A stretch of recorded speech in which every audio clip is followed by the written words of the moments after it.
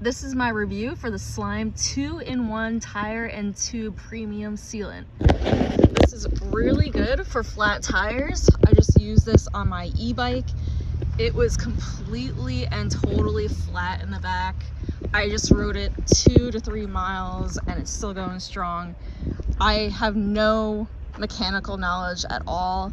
This is great. It's simple, it's easy directions.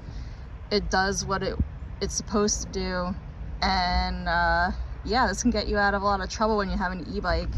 I would recommend it. You can see the green from when I used it. I got a little messy. Again, I don't know what I'm doing, and it's holding up pretty well for not knowing what I'm doing.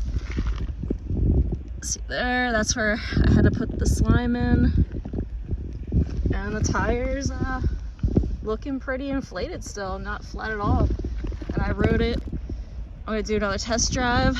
So here we go. And you're gonna follow me on this test drive to show you that it's actually working. Beautiful fall day, and here we go.